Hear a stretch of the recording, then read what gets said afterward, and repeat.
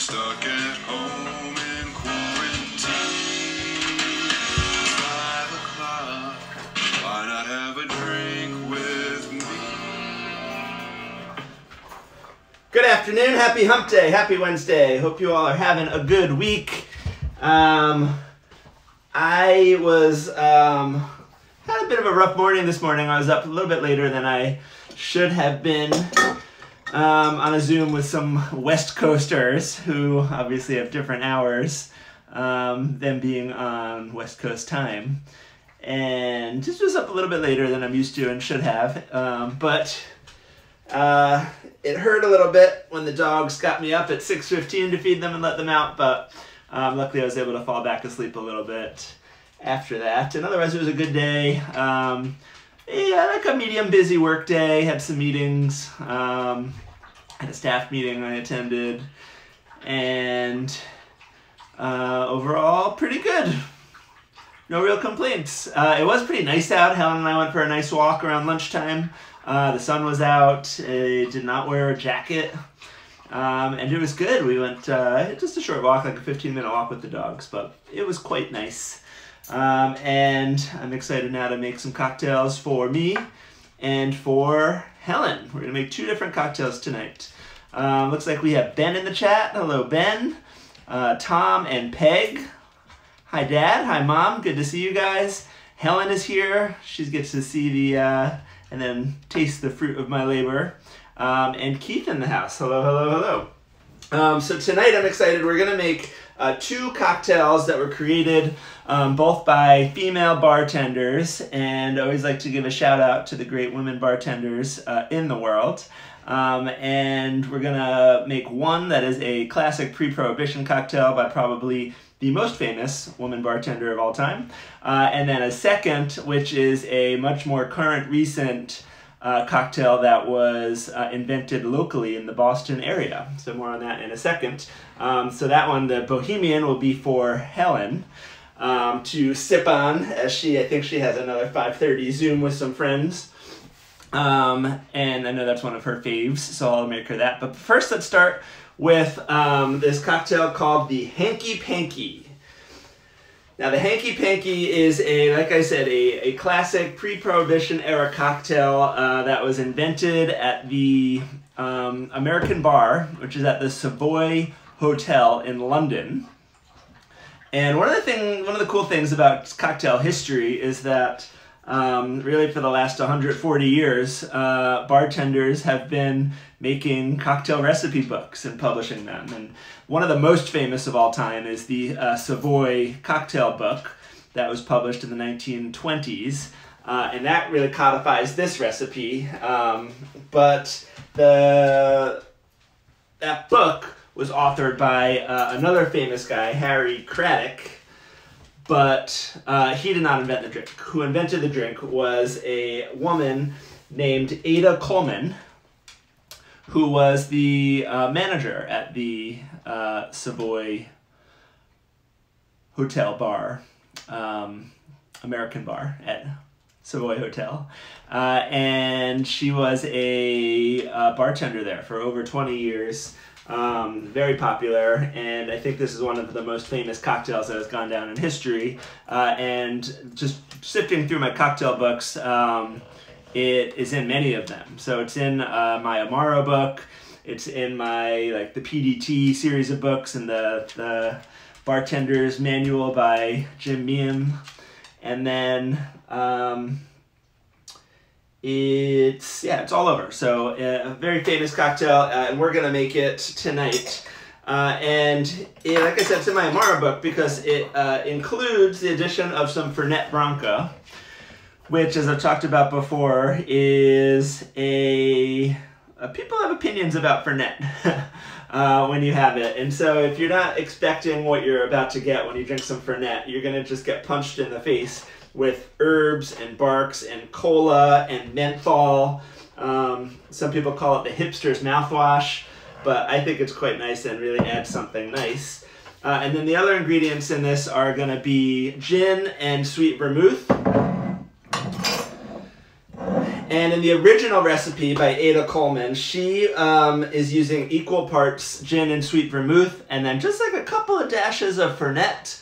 But I'm going to modernize that a little bit. I'm going to bump up the gin a little bit, so there's more gin than sweet vermouth. And then also include more Fernet, because if we're using Fernet, let's use Fernet, is what I always like to say. So let's get mixing. So the first thing I'm going to do is measure out 2 ounces of gin. I'm using Beefeater here. I think just any London dry gin is going to be nice.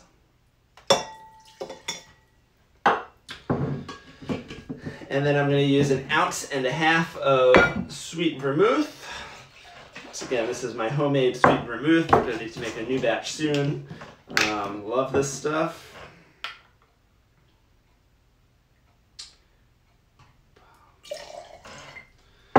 Beautiful. And then we're going to use 1/4 ounce of the Fernet. And that is going to be plenty. You're going to get a ton of flavor out of this. Oh man, it's so good. All right, 1/4 ounce.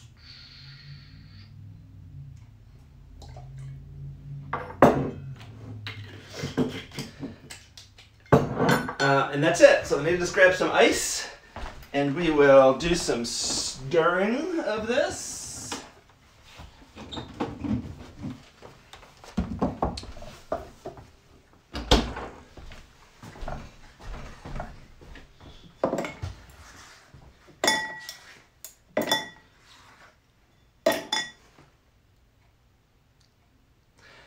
Helen's opinion on the Fernet, okay, but I'm glad that you like the Bohemian, and we'll be excited about that. And let's give this a stir.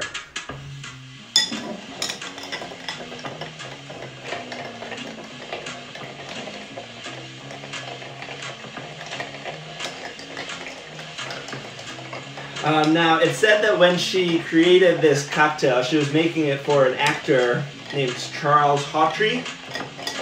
And so she made this drink, and she slid it across the bar to him, and he took a sip, and he said, "By Jove, that is the real Hanky Panky," expressing how much he appreciated the drink, and that's how it's got its name, the Hanky Panky.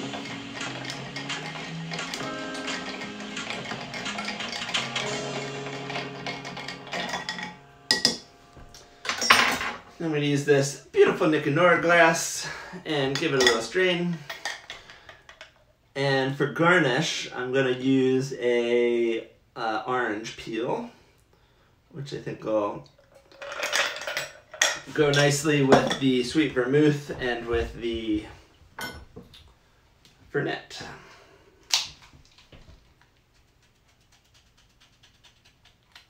All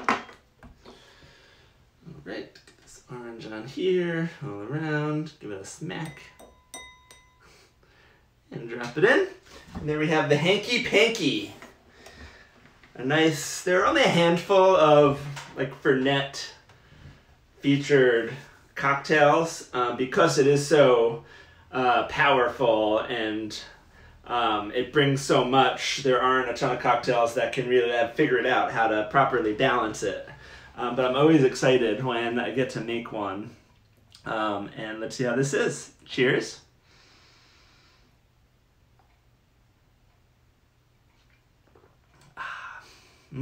Oh. That's really good. Even though we upped the gin still feels pretty hidden behind the sweetness of the sweet vermouth.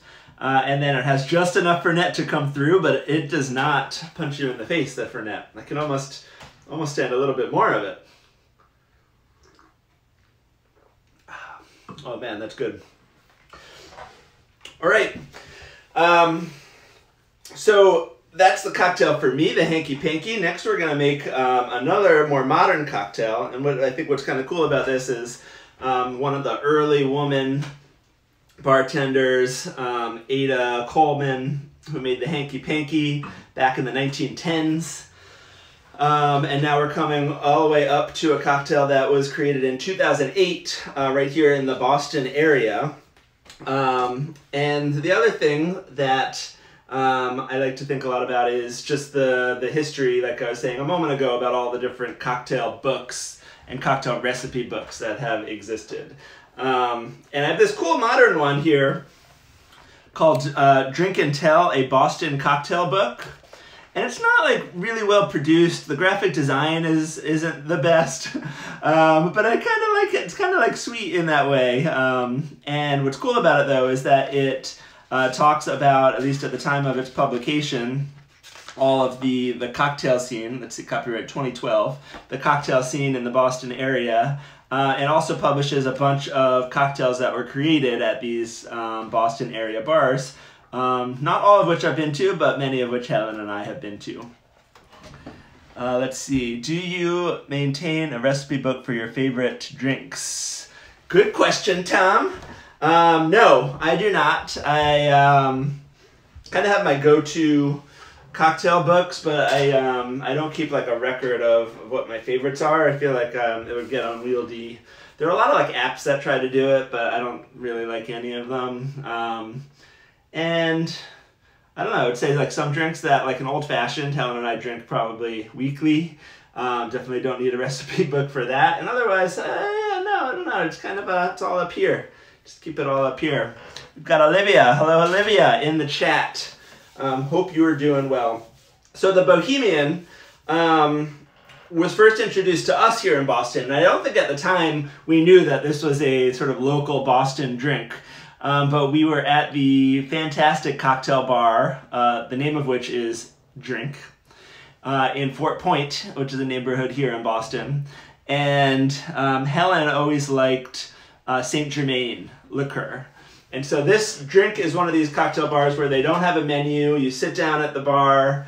You usually have to wait to get in, but then you sit down at the bar and you just kind of tell them what you like or what you're in the mood for. You might say, oh, I want something sweet, I want something tart, I want something that has a lot of like really boozy, I want something with whiskey, I want something that reflects the somber attitude of the rainy day outside.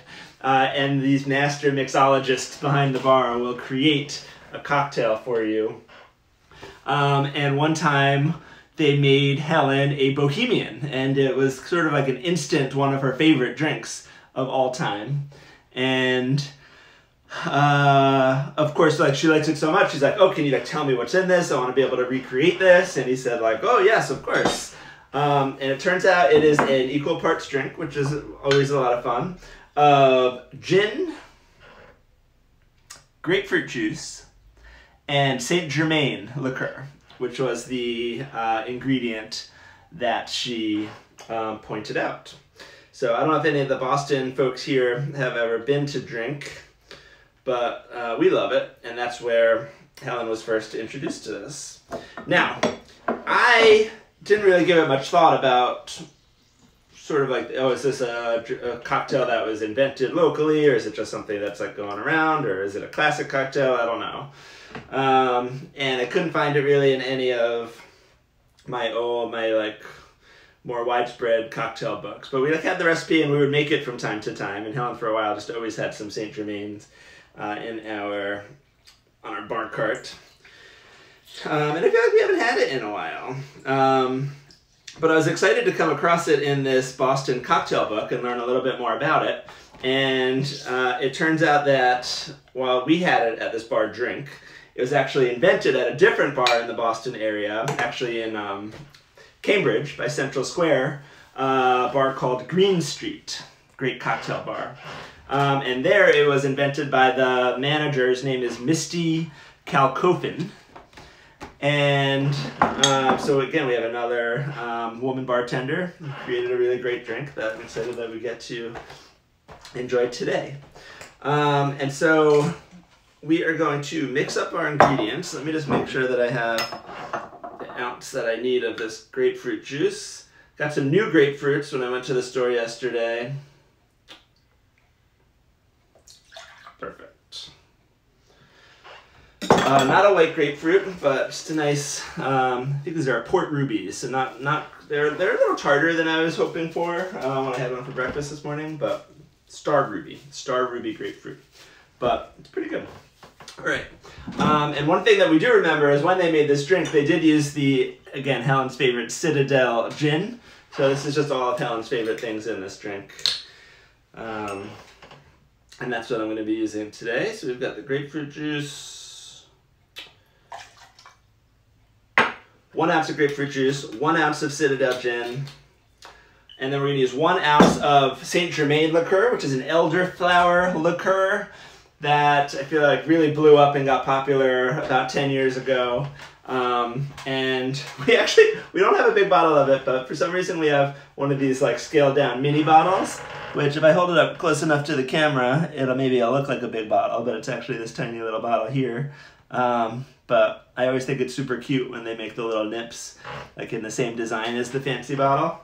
But we've had this kicking around for a bit, so let's use it. So we've got 1 ounce of the Saint Germain, which is not a small amount of this stuff. This is pretty sweet and has some pretty strong flavors. So this is going to do all the work for the sweetener in this cocktail. Had some more people join us in the chat. Looks like we've got Allison. Hey Allison, good to see you. And Erin, what's up, Eri? Hope you're doing well. And the last thing that goes in here are some bitters, specifically Peychaud's bitters from the great Antoine Peychaud, the great New Orleans bitters. Just going to give 2 nice dashes of that, which give it this, again, beautiful red color. Love it. All right, let's ice up. And I'm just going to put the rest of this ice real quick in the freezer so it doesn't melt on me. And then we're going to give this a nice, good shake. Let's get to it.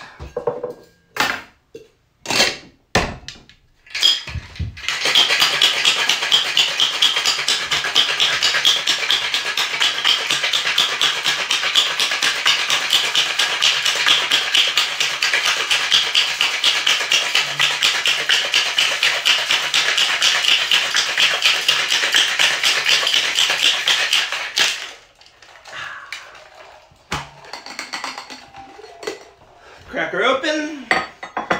This one I'm going to do in this beautiful sort of like pinkish hued coupe glass that I love. I feel like the pink stem of this is evocative of the grapefruit and the nice pink color that's going to come from the grapefruit juice and the Peychaud's bitters. Do a nice double strain.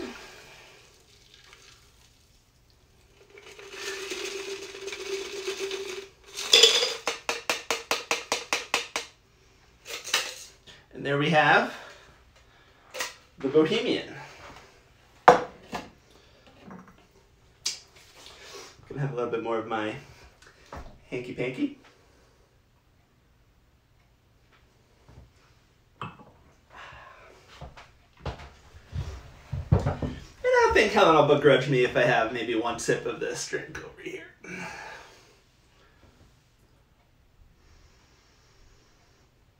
So you get the elderflower on the nose, even more so than the grapefruit. And you can tell it's going to be like a little bit sweet, but also a little bit tart just from the smell.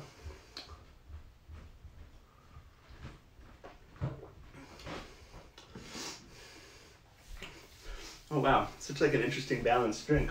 Oh, hello Helen. Hi.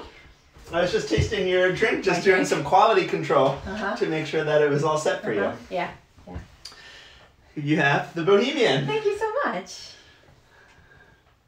Cheers. Cheers. Showed up for the best part. Mm-hmm.